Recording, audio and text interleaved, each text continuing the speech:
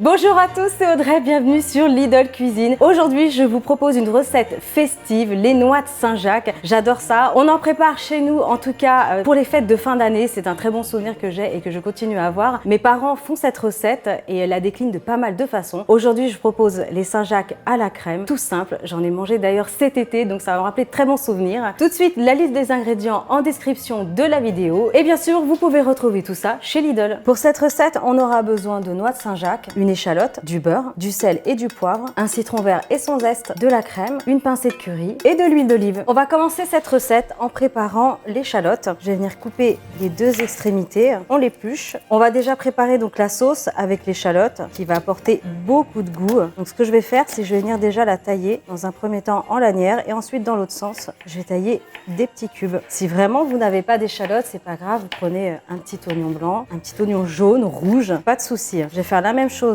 avec l'autre moitié. Pendant ce temps-là, je vais mettre la poêle à chauffer sur un feu moyen. Je vais ajouter le beurre. Le beurre crépite. Super, je vais pouvoir ajouter l'échalote. Bon, alors j'imagine que ça y est, c'est les vacances pour les enfants. Comment ça se passe? Dites-moi en commentaire qu'ils sont excités à l'idée d'être bientôt Noël. Qu'est-ce que vous avez prévu aussi comme petit repas? Dites-moi tout ça. Donc là, je vais mélanger les échalotes avec le beurre. Je vais ajouter une petite pincée de sel, un petit peu de poivre. Alors si vous aussi, vous préparez des noix de Saint-Jacques, dites-moi comment vous faites. Est-ce que vous les servez plutôt en plat ou comme dans cette recette, une petite entrée chaude? On mélange. Le but, c'est vraiment de la faire blondir tranquillement, 30 secondes. Le but, c'est pas de les faire trop griller, c'est vraiment quelque chose d'avoir un peu quelque chose de compoté. Donc là, c'est bon. Je vais éteindre le feu. Je vais ajouter un petit peu de crème. Donc la crème, toujours sur un feu éteint. Sinon, ça va changer ses propriétés. Elle va devenir trop liquide. Donc attention, on mélange. Un petit peu d'exotisme. Je vais ajouter du citron vert. J'attendrai le citron, en fait, de cette façon-là. C'est plus facile après pour le presser. Soit vous avez un petit presse-agrumes, vous prenez le jus, soit directement, comme moi, dans la poêle. Et ce qui est top chez Lidl, c'est qu'ils ont des citrons bio. Et c'est important pour cette recette, étant donné que je vais récolter le zeste. Donc on remélange. Une petite touche d'exotisme avec un petit peu de curry, c'est totalement facultatif. On remélange, notre crème est prête. En attendant, je réserve la sauce et je vais prendre une autre poêle pour snacker les noix de Saint-Jacques. Ce que je vais faire maintenant, c'est que je vais m'occuper des noix de Saint-Jacques. On va les snacker, c'est-à-dire qu'on va les dorer rapidement des deux côtés. C'est ultra facile. Donc dans les noix de Saint-Jacques, on a trois parties. Vous avez le corail que moi, pour ma part, je retire. Certains le mangent, moi non. Mais vous pouvez le conserver au frais et vous pouvez le réserver pour faire des sauces mijotées, ça apporte beaucoup de goût. Ensuite, on a la partie ici, un petit peu, une petite membrane un peu caoutchouteuse qui est pas terrible, donc de préférence retirez-la à l'aide d'un couteau tout simplement. Ça évitera que ce soit un petit peu trop dur sous la dent. Et là, c'est prêt, elles sont prêtes à être snackées. Donc je vais faire la même chose avec le reste. Le corail, membrane, oh, elle n'en avait pas, elle était démembrée. En tout cas, c'est vraiment pour le coup une recette mais super simple à faire. Pas besoin d'être un grand chef cuisinier pour apprendre à snacker des Saint-Jacques et à faire une entrée de folie. Franchement, vous allez y arriver. Est-ce que vous, en tout cas, vous mangez la partie, le corail? Est-ce que vous aimez ça? Est-ce que vous préférez, comme moi, les conserver pour réaliser une sauce par la suite? Dites-moi tout ça en commentaire. Je suis curieuse, je veux tout savoir.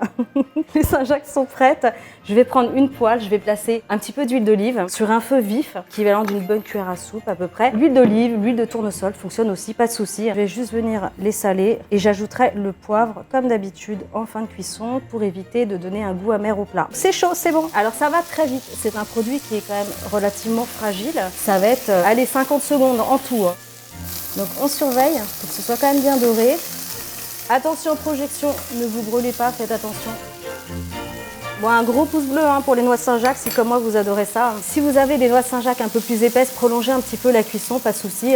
Mais de toute façon, ça peut se manger aussi à cœur, avec un petit cœur cru à l'intérieur, il n'y a pas de souci.